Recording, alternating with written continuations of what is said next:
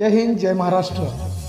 आपण पाहत आहात वैविध्यपूर्ण बातम्या विशिष्ट मानलेले कमी कालावधीत लोकप्रिय झालेले आम्ही लोकप्रतिनिधी महाराष्ट्र न्यूज चॅनल। मी मुख्य संपादक प्रसाद।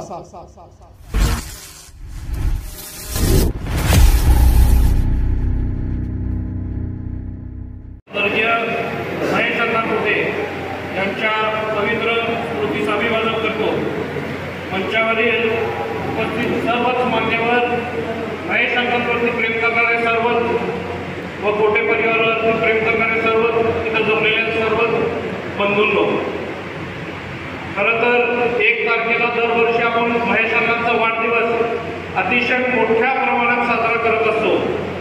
दुर्दैवाने आपल्या सर्वांना माहिती आहे, 14 जानेवारीला अण्णा प्रयागराजला गेले होते, पण त्यांचं आकस्मिक निधन त्या ठिकाणी झालं।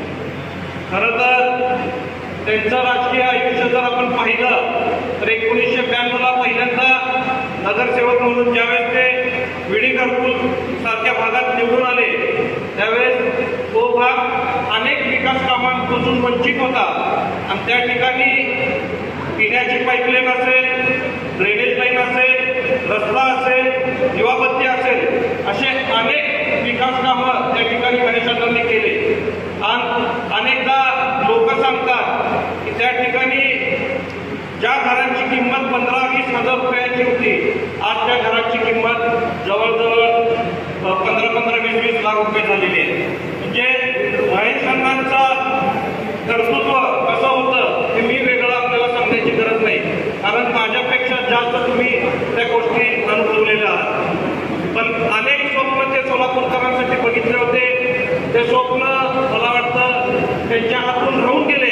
पण निश्चित मला विश्वास आहे तुमच्या सगळ्यांच्या साथीने आपण जे काही अण्णांचे स्वप्न होते ते स्वप्न पूर्ण करण्याच्या दृष्टिकोनातून आपण यापुढे काम करूया।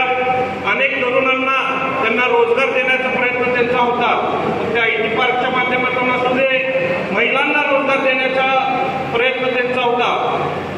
त्या प्रयत्नाचा त्यांच्या प्रयत्नाची एक प्रेरणा घेऊन मला वाटतं मी विडी घरकुल सारख्या भागामध्ये शिलाई मशीनचं एक युनिट चालू केलं होतं आणि त्या ठिकाणातून महिलांना रोजगार देण्याचा प्रयत्न आपण त्या ठिकाणी केलं होतं आणि ते आता मोठ्या प्रमाणात आपल्या सर्वांना मिळून करायचं आहे। निश्चित तुमची या सगळ्या कार्याला मला साथ मिळणार आहे एवढं मला आवर्जून निश्चित वाटतं।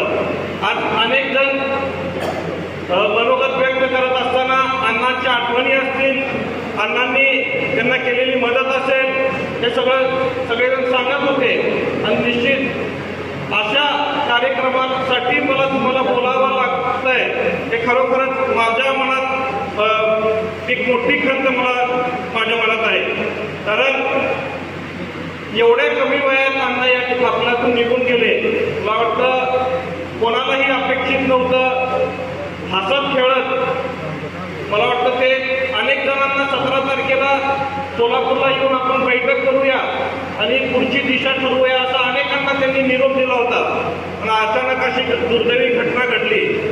निश्चित मी एवढा आवर्जून सांगतो, आताच माझे मोठे बंधू देवेंद्र दादांनी आपल्याला जसं सांगितलं की तुमचा आशीर्वाद आमच्या पाठीमागं जसं तात्या गेल्यानंतर होतं, महेश अण्णांच्या पाठीमागं होतं, आमच्या कुटुंबाच्या पाठीमागं होतं, यापुढेही महेश अण्णा जरी आपल्यामध्ये नसले तरी तुमचं प्रेम आणि आशीर्वाद आमच्या पाठीमागं असंच राहावं हीच विनंती तुम्हाला या निमित्ताने करतो।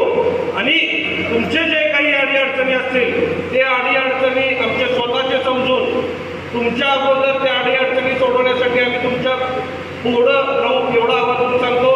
तुमच्या अंगावरती येणारे प्रत्येक वार ते आमच्या अंगावरती घेऊन तुमचे ढाल म्हणून आम्ही तुमच्या पाठीमागे राहू एवढंच निश्चित तुम्हाला या निमित्ताने सांगतो।